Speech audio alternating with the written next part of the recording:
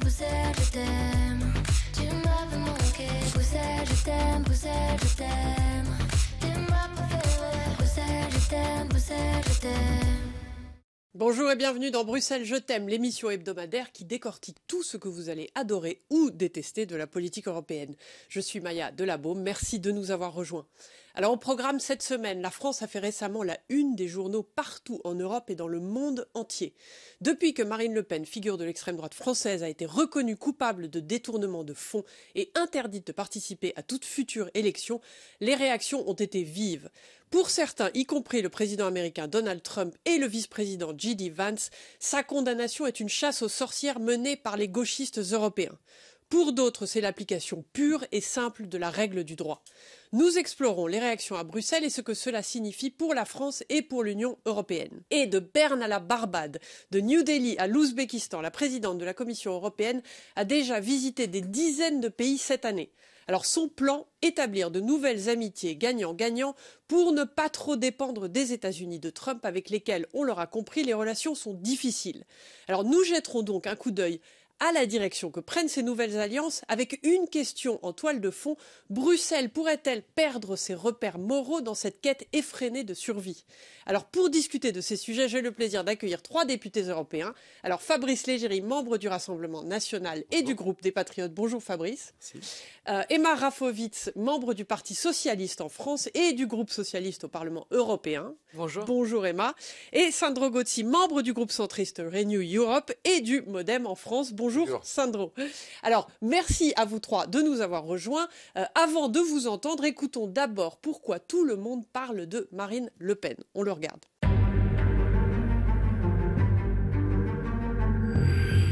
Soyez indignés, acclamait l'entourage de Marine Le Pen à la télévision française. Cette déclaration a été faite après qu'elle a été empêchée de se présenter aux prochaines élections présidentielles en raison d'un scandale de corruption qui a ébranlé son parti. Selon le Rassemblement national, les institutions françaises et la démocratie elle-même ont été exécutées, violées et sont mortes. Marine Le Pen s'est même comparée au leader de l'opposition russe Alexeï Navalny, victime d'un empoisonnement. Le tribunal a jugé que Marine Le Pen était coupable de détournement de fonds publics. Et la corruption reste la corruption, que les politiciens s'enrichissent eux-mêmes ou leur parti. Alors quelle est la prochaine étape? La condamnation sévère de Marine Le Pen va-t-elle élargir le soutien à son parti ou conduire à une plus grande fragmentation de l'extrême droite française? Quoi qu'il en soit, cette condamnation a considérablement augmenté les enjeux politiques. Alors Fabrice, je me tourne vers vous. C'était l'aboutissement d'une enquête de plus de 10 ans. Il y a eu à l'origine une lettre anonyme, des convocations, des mises en examen de Marine Le Pen elle-même, un remboursement de 330 000 € et maintenant une peine de prison et une peine d'inéligibilité. Cette nouvelle a été, on le sait, un énorme coup pour Le Pen qui vise la présidence de l'Élysée depuis longtemps. Alors le jugement vous a-t-il surpris, vous et justement les autres membres du parti ? Malheureusement, nous savons que la justice française est politisée. En tout cas, en l'occurrence, on voit bien dans les attendus du jugement, dans le texte même par écrit, qu'il y a l'invention d'une circonstance aggravante qui sont l'hostilité ou le scepticisme vis-à-vis des institutions de l'Union européenne. Donc ça, c'est typiquement une prise de position politique des magistrats. Il y a également des considérations par rapport aux réquisitions du procureur 3 mois plus tôt, qui, sur certains aspects du dossier, avait dit là, je n'ai pas d'éléments à charge, mais ça me ferait trop mal de relaxer. C'est l'un de vos confrères de France Info qui avait diffusé cela, c'est pas le Rassemblement national. Donc on voit bien dans quel climat, malheureusement, la justice française prend des décisions. Sur le fond, il s'agit aussi d'une atteinte à l'état de droit et à la démocratie, puisque en inventant de tels raisonnements, le juge n'est pas impartial. Alors l'indépendance de la justice est évidemment une valeur cardinale, mais le problème de la justice, en tout cas dans ces dossiers, c'est qu'elle n'est pas neutre. Et je voudrais quand même rappeler que nous parlons d'un différent sur l'interprétation administrative des missions qui, à l'époque, il y a 15 ou 20 ans, pouvaient être confiés à des assistants parlementaires au Parlement européen. Et donc, il ne s'agit pas de faire croire aux téléspectateurs qu'il s'agit de corruption, qu'il y aurait eu de l'enrichissement personnel. C'est un différend administratif qui ensuite a été criminalisé par des juges français. Les signalements ont été transmis par, à l'époque, Madame Taubira, garde des Sceaux, qui est quand même bien à gauche, tout le monde s'en souvient. Et finalement, c'est ça. Alors Emma, pardon, je vous coupe, mais Emma, du coup, un différend administratif, une justice politisée. Non, mais ce que je vois aujourd'hui, c'est que c'est évidemment très grave ce qu'on observe dans l'extrême droite française, européenne et même à l'international. On a une critique de l'état de droit, on essaye aujourd'hui d'attaquer les juges, alors tout simplement qu'il s'agit d'une décision de justice qu'il nous faut respecter. Moi, je n'ai pas ni sabré le champagne, ni poussé des cris d'orfraie quand j'ai vu cette décision de justice. La justice, elle est indépendante, il faut la respecter, ça fait partie des conditions du respect de l'état de droit en France. C'est normal, évidemment, que Marine Le Pen, tout comme n'importe quel député européen, n'importe quel élu de la République, soit traité comme un citoyen ou une citoyenne comme un autre. Quand on pique dans la caisse, jusqu'à une peine d'inéligibilité qui est une peine lourde aussi. Moi, je n'ai pas à juger la décision de justice. Je n'ai pas à dire qu'elle est trop sévère ou trop douce. Ce n'est pas mon rôle de responsable politique et de parlementaire. Par contre, oui, ce que je vois aujourd'hui, c'est qu'on a une juge qui est menacée de mort parce qu'elle a finalement appliqué le droit. Ce que je vois, c'est qu'on a des tentatives d'ingérence étrangère de la part de Vladimir Poutine, de M. Medvedev qui se dit il faudrait que les Cosaques russes viennent remettre de l'ordre en France. On voit que Donald Trump s'exprime de la même manière avec J.D. Vance et tant d'autres finalement pontes de l'extrême droite et de l'international réactionnaire et fasciste dans le monde. Oui, tout cela doit nous inquiéter. Par contre, je pense qu'aujourd'hui, les Françaises et les Français, les Européens, finalement, ils ne suivent pas votre raisonnement populiste. Le rassemblement de Marine Le Pen a été un flop. Ce qu'on voit partout, c'est qu'en fait, finalement, les Français, les Européens, ils sont plutôt d'accord. Quand on fait des choses qui sont illégales, c'est normal d'être sanctionné. C'est en tout cas ce que pensent les citoyens en Europe et en France. Alors Sandro, le week-end dernier, Marine Le Pen a dit à ses partisans, et elle a dit exactement ce que vous, Fabrice, avez dit, le verdict était politiquement motivé et que l'organisme antifraude de l'UE, l'OLAF, était un organisme, je le cite, totalitaire. Est-ce que cette peine a été justifiée selon vous ? Les juges appliquaient la loi. À partir de quel score dans les sondages, on est au-dessus de la loi. Pourquoi ? Pour les citoyens lambda, la loi doit s'appliquer, et pour quelqu'un qui en ce moment est très haut dans les sondages, la loi ne doit pas s'appliquer, ou si on l'applique, c'est parce que c'est une décision politisée. Ça, c'est typique de l'extrême droite populiste partout. On a vu en Italie, je ne sais pas combien de fois. Berlusconi violait la loi, et puis il disait « Ah, les juges rouges me condamnent ». Salvini viole la loi, et puis il dit « Ah, c'est impossible, pourquoi je dois être sous procès ?» Donc, évidemment, c'est toujours comme ça. Les populistes utilisent les décisions de justice quand les décisions sont contre leur adversaire et se montrent les plus purs des purs. Et après, ils n'aiment pas que la loi s'applique à eux-mêmes. En plus, c'est paradoxal parce que c'est une loi que Marine Le Pen jugeait quand elle a été adoptée en 2016 et en 2017 trop molle. Parce que Marine Le Pen, dans son programme 2012, dans ses déclarations 2013, disait que quand un député, un élu viole les règles, qu'il s'agisse des règles même administratives, il doit être déclaré inéligible à vie. Donc tout cela, c'est typique de l'extrême droite. Et après, chacun est défendu par les alliés qu'il choisit. Marine Le Pen a beau à rappeler Navalny, qui n'a jamais défendu.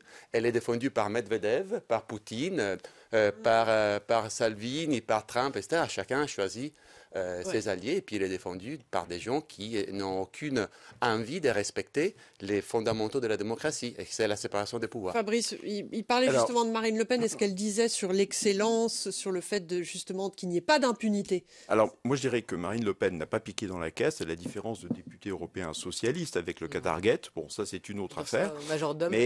Mais en tout cas, le Qatargate avec des députés socialistes qui, sous prétexte de droits de l'homme, se transportent avec des valises et 400 000 euros en espèces, c'est quand même assez étonnant. C'est grossier.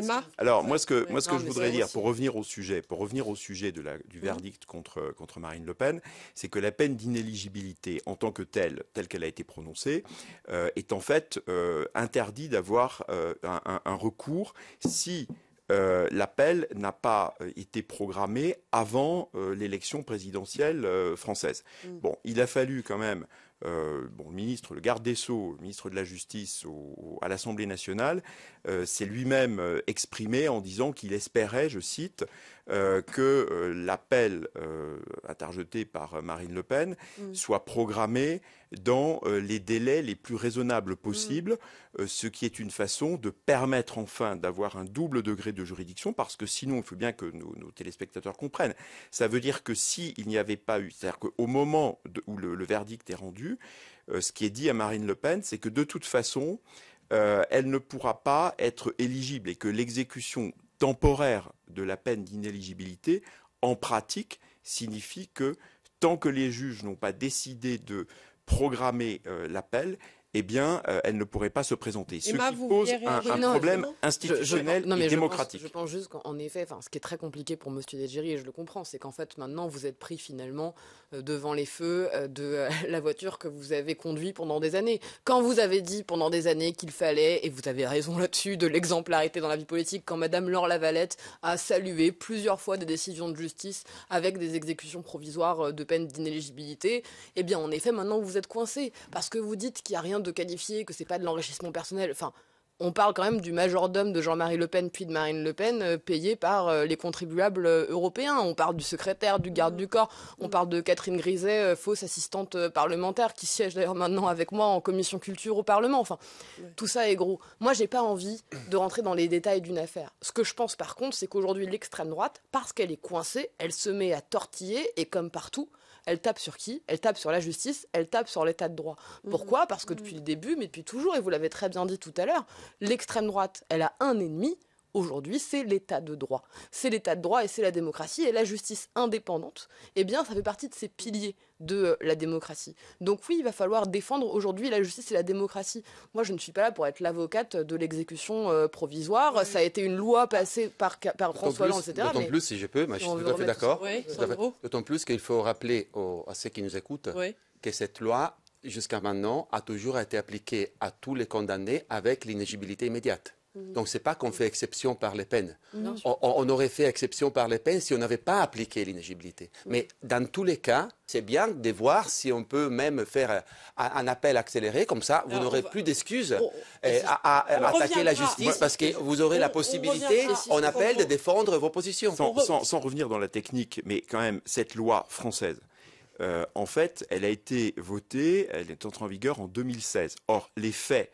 Nous contestons la qualification juridique des faits telle qu'elle est adoptée par le juge français, mais les faits qui sont reprochés à Marine Le Pen et à l'époque au Front National s'échelonnent entre 2004 ou 2005 et 2015, c'est-à-dire avant l'entrée en vigueur de cette loi. Or, un principe fondamental du droit et de l'état de droit, c'est que la loi pénale plus sévère n'est pas rétroactive. Donc on voit que sur tous les critères de l'état de droit, la France a tout faux dans cette affaire, en tout cas les juges. Une chose est sûre, cette affaire a suscité un débat très animé en France et beaucoup de gens se demandent ce que cela signifie pour l'avenir politique du pays. Avant ce verdict, Marine Le Pen était la favorite pour être candidate à la présidence en 2027. Nous avons demandé à Jean-Yves Camus, politologue français bien connu, si elle devait maintenant jeter l'éponge. Écoutons-le. Non, ce verdict ne signe pas la fin de la carrière politique de Marine Le Pen parce qu'il existe dans toutes les démocraties du monde des procédures d'appel qui peuvent aller jusqu'à la cassation et qui permettent éventuellement d'obtenir une condamnation plus douce. Le parti pense au fameux plan B. Ce plan B, il est déterminé pratiquement à coup sûr à l'avance. C'est Urban Bardella qui, pour l'instant, ne dit pas qu'il est celui qui pourrait remplacer Marine Le Pen parce qu'il faut soutenir la patronne du parti et faire corps. Aujourd'hui, le Rassemblement national, c'est plus de 10 millions de voix. Le réservoir des votants est bien plus important que le réservoir de ceux qui militent. Alors c'était Jean-Yves Camus, politologue et expert de l'extrême droite. Fabrice, je me tourne vers vous. Il a raison, Jean-Yves Camus, de dire que l'avenir politique de Marine Le Pen n'est pas terminé avec ce jugement. Et Quel est le plan B du coup? Alors, il n'y a pas de plan B tant que le plan A est toujours possible. Nous avons manifesté notre soutien à Marine Le Pen lors de ce rassemblement devant les Invalides il y a quelques jours, et qui était délibérément voulu. Nous attendions 8000 personnes, il y en a eu 10 000. Mais ce que nous avons voulu manifester, c'est en réalité notre soutien à Marine Le Pen dans un moment difficile. Nous avons souhaité manifester notre loyauté et dire aux Français qu'ils ne sont pas laissés seuls et que nous allons évidemment mener le combat politique et le plan, en tout cas notre idée, c'est que Marine Le Pen va utiliser tous les moyens légaux judiciaires en appel et nous avons donc bon espoir qu'elle puisse se présenter aux élections présidentielles en 2027. Bon, avec Jordan Bardella, Marine Le Pen forme une équipe. C'est une équipe où Marine Le Pen s'est préparée à être présidente. Jordan Bardella se prépare à exercer les responsabilités. Normalement, la répartition, c'est que Jordan Bardella serait le Premier ministre en cas d'élection à la présidence de Marine Le Pen. Mais Marine Le Pen a dit elle-même que si des circonstances judiciaires ou autres faisaient qu'elle ne puisse pas se présenter à la présidentielle, Jordan Bardella était évidemment le recours. Sandro ? Aux Invalides à Paris, on a vu une manifestation dans laquelle on a attaqué la démocratie française et l'état de droit en France en invoquant Navalny. Je voudrais rappeler à notre collègue du Rassemblement national que dans les pays de Navalny, personne n'a le droit de faire des manifestations pour l'état de droit et la démocratie. Donc faites attention aux mots que vous utilisez. Faites attention aux comparaisons que vous utilisez. Vous avez eu tous les droits qui est reconnu dans une démocratie, de manifester votre loyauté. Vous avez la possibilité dans un état de droit de faire recours, mais ne comparez pas la France à la situation de vos alliés en Russie, parce que là, alors, oui, il y a une dictature. Moi, je voudrais juste qu'on revienne sur cette affaire en particulier, puisqu'on parle de cela maintenant. Des affaires comme celle-là, il y en a eu au Parlement européen. Et ça ne concerne pas forcément le Rassemblement national. En 2023, Follow the Money, qui est un site d'investigation, a révélé que 140 députés européens ont abusé et mal utilisé les allocations du Parlement européen. Le Parlement n'exige toujours aucune preuve de la manière dont l'allocation de dépenses générale accordée à chaque député européen, qui s'élève à 4 950 € par mois, a été utilisée. Alors Emma, je me tourne vers vous quand même, parce qu'il y a un problème au Parlement européen quand même. Ça ne concerne pas que le Rassemblement national, et nous sommes à Bruxelles. On parle vraiment des institutions ici. Il y a deux sujets différents. Il y a la question de la transparence et la lutte contre la corruption. Moi, c'est notamment ma collègue Chloé Ridel qui co-préside un groupe de travail sur ce sujet. Ouais. Je pense qu'il faut aller toujours plus loin. Quand on a fait en France la loi pour la transparence de la vie politique, par exemple, c'était aussi né d'affaires de corruption, de détournement. Enfin, il faut évidemment qu'aujourd'hui, il y ait une exemplarité des responsables politiques et des députés. Donc, je pense qu'il faut aller plus loin.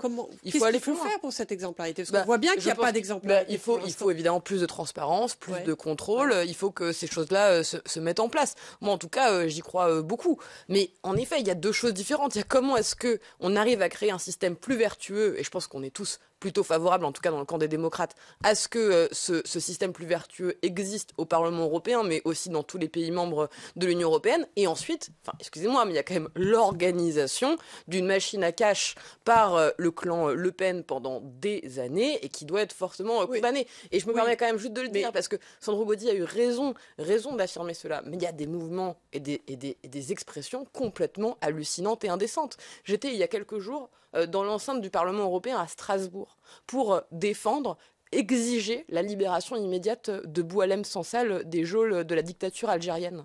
Qu'est-ce qu'on a eu de la part du Rassemblement national ? Qu'est-ce qu'on a eu de la part du Rassemblement national ? Que des expressions comparant le sort de Boualem Sansal à celui de Marine Le Pen. Alors, je préfère qu'on revienne avec Alexei Navalny. Nous avons voté un amendement de séance orale qui a été proposé par le représentant de Renew, je crois que c'était le député Guetta. Nous avons voté également en faveur évidemment de la libération de Boualem Sansal. Malheureusement, vos alliés de l'extrême gauche, vos alliés de LFI et de l'extrême gauche n'ont pas tous voté pour la libération. Je préfère qu'on reste sur le sujet. Vous regardez dans un miroir. Je préfère qu'on reste Boualem Sansal à Marine Le Pen. De l'extrême gauche. Vous arrivez à vous regarder dans un miroir miroir le d'un soir. Français en Algérie. Vous arrivez à vous regarder dans un miroir? Et vous arrivez à vous Quand regarder vous comparez avec vos Boualem alliances à l'extrême Sansal, gauche? vous arrivez, monsieur, quand vous comparez Boualem Mais Sansal, attendez, Emma, Marine Le Pen. Alors, moi, je vous rends la question. Je propose de Monsieur, rester. vous répondez Avec pas à la vos alliés, mienne. Ne vos alliés répondez de pas à la LFI, mienne, monsieur. vous répondez Monsieur, pas. vous n'êtes pas mais C'est monsieur, en miroir. Alors, mais vous on passe à n'êtes pas autre un sujet. démocrate. Vous n'êtes pas un démocrate et c'est Parce grave. que vous vous alliez, Si, vous monsieur. dénoncez pas les LFI. Moi, je suis une Alors, démocrate. Je défends l'État de droit. S'il vous plaît, Je ne dis pas des mythes Emma, pour défendre Fabrice, votre l'état de droit. justice. s'il vous plaît, on reste sur le sujet. Des politiciens de près et de loin ont réagi effectivement à la nouvelle. Viktor Orban a tweeté « Je suis Marine », on l'a vu. Et le vice-président américain Vance a dit dans une interview à Newsmax « Ils essaient de jeter Marine Le Pen en prison et de l'exclure du scrutin. Ce n'est pas de la démocratie. Les relations avec l'Europe seront testées s'ils continuent de jeter les leaders de l'opposition en prison ». On le voit justement sur cet écran. Sandro, je me tourne vers vous. La France est politiquement instable, on pourrait le dire en ce moment. Quel impact cela pourrait-il avoir sur le pays et sur l'Union européenne? Il y a un grand clivage en politique, même international, entre les démocrates et les populistes. Et Vance, carrément, fait partie des populistes, fait partie d'un mouvement qui bafoue l'État de droit, bafoue les droits des minorités, veut nier toutes les avancées sociales qu'on a accomplies aux États-Unis depuis 10 ans. Il vient à Munich à nous donner des leçons sur la liberté d'expression.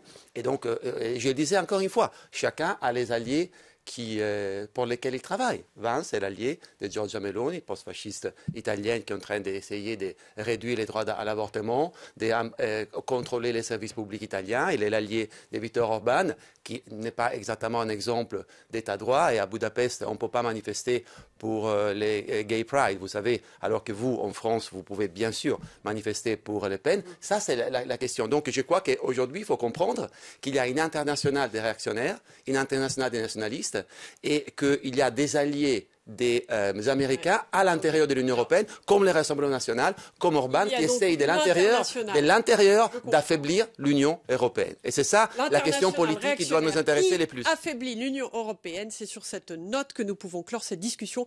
Merci beaucoup à tous les invités ici présents. On prend un temps de pause, mais restez avec nous pour le prochain débat sur les nouveaux amis de l'Europe ou comment Bruxelles cherche à diversifier ses alliances depuis la dégradation de ses relations avec les États-Unis. À tout de suite.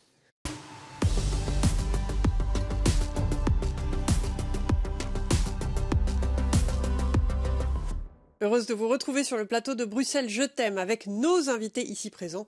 Alors ces derniers temps, l'Union européenne a accéléré ses efforts pour se faire de nouveaux amis et partenaires à travers le monde. Le mois dernier, l'ensemble du cabinet de la Commission européenne est allé à New Delhi, la capitale indienne, pour discuter d'un accord commercial en examen depuis des années. La semaine dernière, le tout premier sommet UE-Asie centrale a eu lieu en Ouzbékistan. Et un sommet UE-Chine est prévu pour ce mois de juillet. La présidente de la Commission met en pratique le message qu'elle a envoyé au nouveau président américain la semaine de son investiture. On l'écoute. L'Europe continuera à rechercher la coopération, non seulement avec ses amis de longue date, mais aussi avec tous les pays avec lesquels elle partage des intérêts. Notre message au monde est simple. Si des avantages mutuels sont possibles, nous sommes prêts à nous engager avec vous. Alors Emma, ce speed dating, on pourrait l'appeler comme ça à travers le monde, est-ce que c'est une bonne chose ? Déjà, c'est évidemment un moment de réaction aux annonces américaines et à ce que pu évoquer Donald Trump et J.D. Vance. Pour ce sujet-là, moi je pense que déjà l'Union européenne, elle doit répondre avec fermeté. On ne peut pas uniquement prendre acte de cette décision et finalement dire faisons comme si de rien n'était et concluons d'autres accords de libre-échange. Cette décision voulait dire la guerre commerciale qui se passe la guerre commerciale lancée par Trump contre l'Europe. Ouais. Ça veut dire par exemple oser enfin taxer les GAFAM dans l'Union européenne, agir avec fermeté sur tous ces sujets-là, et puis ensuite peut-être remettre un tout petit peu en cause, en tout cas se remettre en question sur notre fonctionnement dans l'Union européenne. Moi, je ne suis pas persuadée que la réponse soit de conclure de nouveaux traités de libre-échange dans l'absolu. Ici, autour de cette table, vous n'avez que des parlementaires qui se sont positionnés contre l'accord de libre-échange Mercosur. Aujourd'hui, nous ne pensons pas et moi en tout cas je ne pense pas que les traités de libre-échange sont une solution de long terme pour l'Union européenne. Il faut qu'on puisse arriver à faire du juste échange, produire en Europe, pour se nourrir en Europe, pour aussi avoir un modèle social à protéger. Parce que la réalité, c'est que Donald Trump, il évoque tous ces sujets-là en ce moment. Pourquoi ? Parce qu'il choisit ses alliés et il choisit ses adversaires. Ce n'est pas qu'une question économique. Sandro, justement, les économies de l'UE et des États-Unis, on sait qu'elles étaient très interconnectées, des volumes commerciaux se chiffrant en milliards, on le sait. Est-ce que d'autres relations commerciales pourraient-elles remplacer cette relation-là ? Il faut faire les deux. Tout d'abord, il faut être ferme vis-à-vis de Donald Trump, parce que Trump ira toujours jusqu'au bout s'il n'est pas arrêté par une force égale et contraire, je dirais. Là, par exemple, il a renvoyé cette semaine des 90 jours l'application des tarifs douaniers. Mis en pause. Pourquoi ? Parce que les mondes économiques et les marchés financiers lui ont dit stop.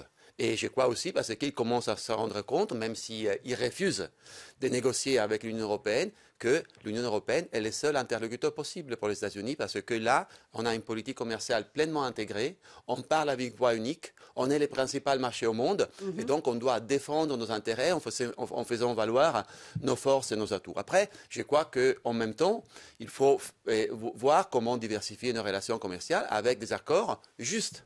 Et il n'y a pas seulement les libres-échanges, il y a l'échange libre et juste. Donc il y a des accords, par exemple, ce qu'on a fait avec la Nouvelle-Zélande, selon moi aussi, le traité avec le Canada, qui prend compte des nouvelles exigences de durabilité, des justices sociales, etc. Et il y a d'autres accords qui sont d'une autre époque. Une autre opinion avec Matthew Robinson du Centre d'information Eurogolf. On l'écoute juste parce que c'est justement une autre opinion. The United States will continue to be an important partner for Europe. Les États-Unis resteront un partenaire important pour l'Europe. Cela dit, je pense que les tensions actuelles et le combat sur les droits de douane ont souligné l'importance du fait que l'avenir de l'Europe ne peut pas dépendre des sautes d'humeur politiques de Washington en fonction de l'administration du jour. Of Washington, D.C., depending on the administration of the day. The EU needs smarter relationships, we need broader relationships. L'UE a besoin de relations plus intelligentes. Nous avons besoin de relations plus larges. Et nous devons réfléchir aux opportunités qui existent. Mais l'Europe doit faire preuve de prudence et surtout ne pas redoubler de protectionnisme pour lutter contre la guerre des droits de douane qui l'oppose aux États-Unis. Fight this current tariff war with the United States. Alors Fabrice, je me tourne vers vous. Est-ce qu'il s'agit simplement de sautes d'humeur, comme le dit Matthew Robinson, ou les États-Unis se dirigent-ils vraiment vers l'isolement ? Et cet isolement est-il dangereux pour l'Europe, selon vous ? Alors, ça n'est pas une surprise de voir quelle est la politique de Donald Trump. Il a promis cela à ses électeurs.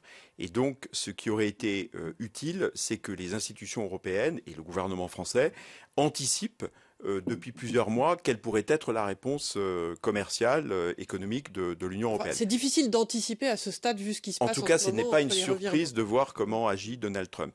Maintenant, il faut défendre évidemment avec fermeté les intérêts des Européens dans les guerres commerciales, dans les accords de libre-échange existants ou éventuellement à venir.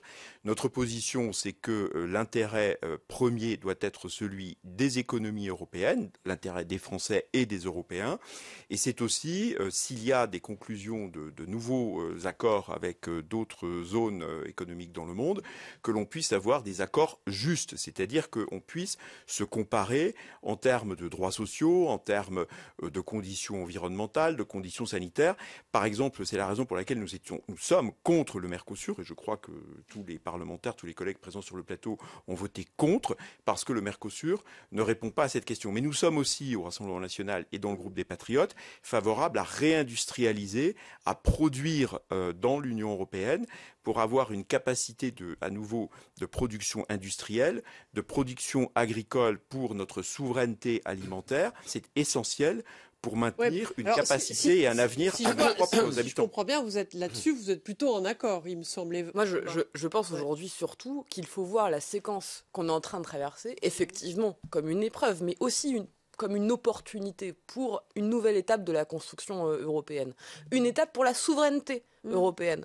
On a vu, pendant la crise du Covid, à quel point ce modèle des traités de libre-échange, finalement, parfois, il se heurtait au mur de la réalité et il nous sortait finalement de la réalité de comment est-ce qu'on se confronte le mieux possible aux crises. Aujourd'hui, on a besoin d'une Europe qui soit prête pour la transition écologique, qui soit prête pour finalement arriver à de la justice sociale en Europe. On pense de plus en plus, et on en parle de plus en plus, et c'est bien logique, de comment est-ce qu'on se défend. Et on parle de souveraineté par rapport à d'autres. Mais notre souveraineté européenne, c'est aussi aussi une histoire d'économie, de juste échange. C'est une histoire de protection de notre modèle social, protection de nos travailleurs et de nos travailleuses. Moi, je pense que réagir et agir face à Trump et Vance, c'est aussi montrer ce que l'Europe, elle peut faire au monde en matière de justice sociale. Alors je vois bien que vous êtes tous plus ou moins d'accord pour justement créer ces alliances hors des États-Unis. Eh bien c'est sur ce point que nous pouvons clore cette conversation. Merci à nos 3 invités ici présents et merci à vous de nous avoir regardés. Restez avec nous sur Euronews.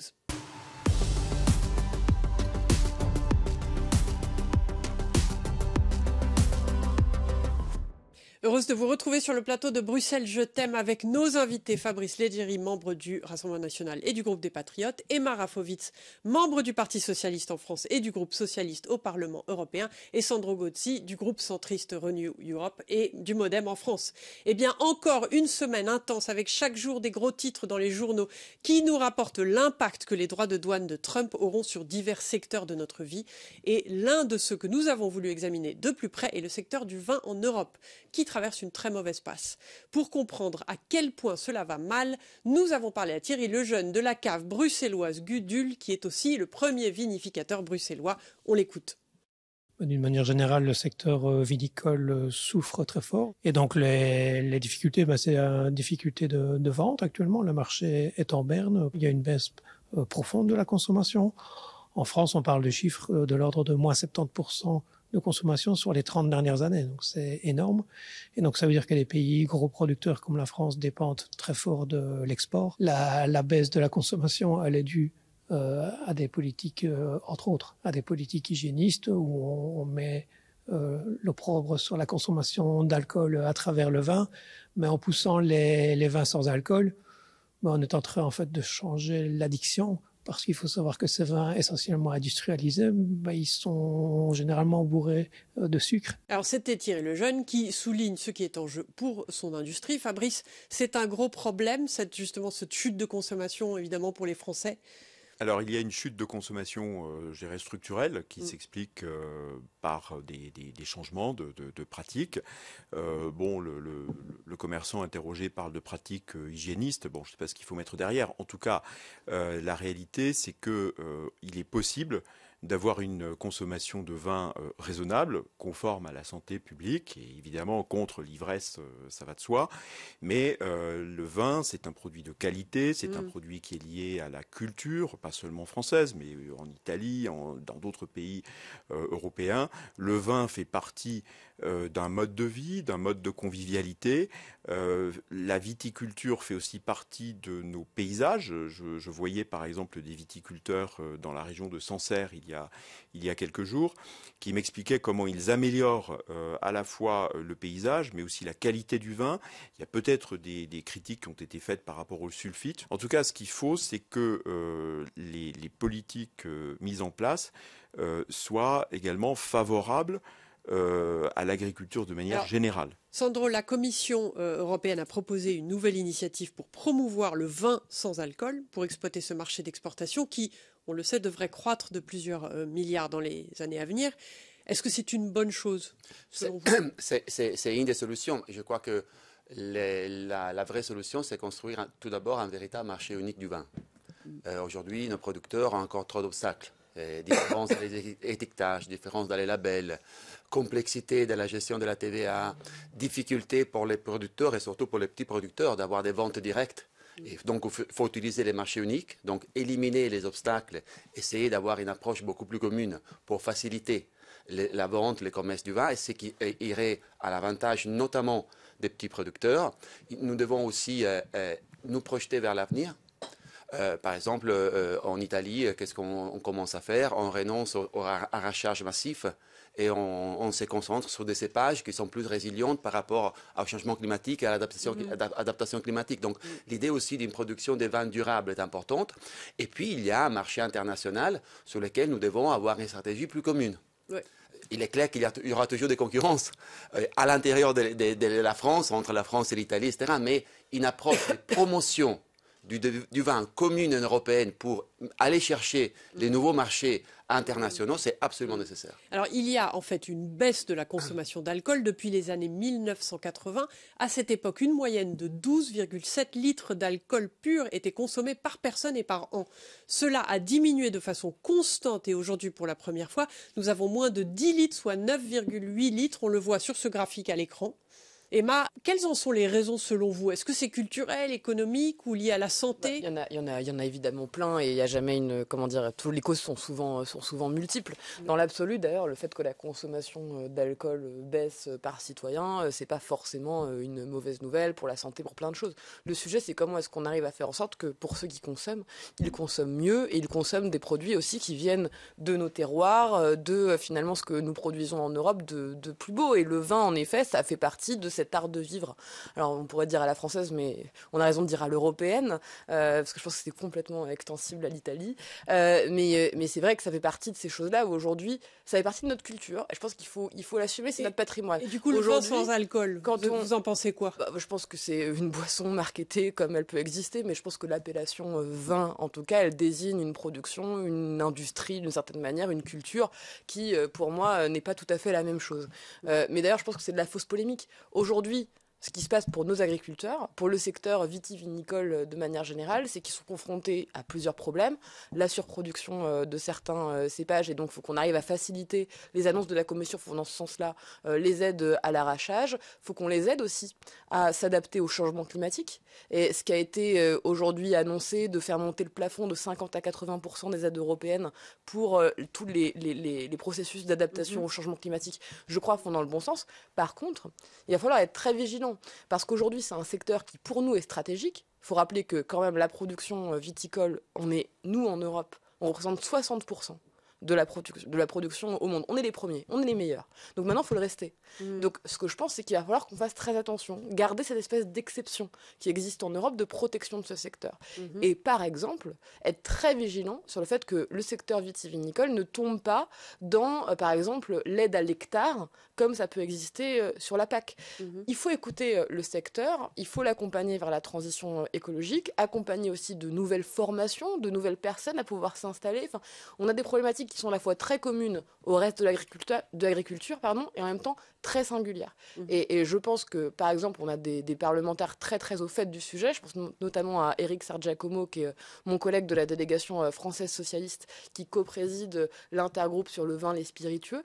On a un vrai savoir-faire. Moi, ce qui m'inquiéterait, c'est que, on va dire, pour des raisons à la fois peut-être un peu trop libérales ou alors trop éloignées du sujet, on viendrait casser quelque chose qui fonctionne, alors qu'on a un secteur à accompagner, un secteur à protéger, et évidemment, on vous entend, Emma, le secteur viticole doit être accompagné. C'est sur ce point que nous pouvons clore cette conversation. Un grand merci à nos trois invités, Emma Rafovitz, Sandro Gozzi et Fabrice Leggeri, et merci à vous de nous avoir suivis. Si vous voulez continuer la conversation sur le sujet de votre choix, n'hésitez pas à nous écrire à bruxellesjetem@euronews.com ou à nous contacter via les réseaux sociaux. Passez une excellente semaine et à très bientôt sur Euronews.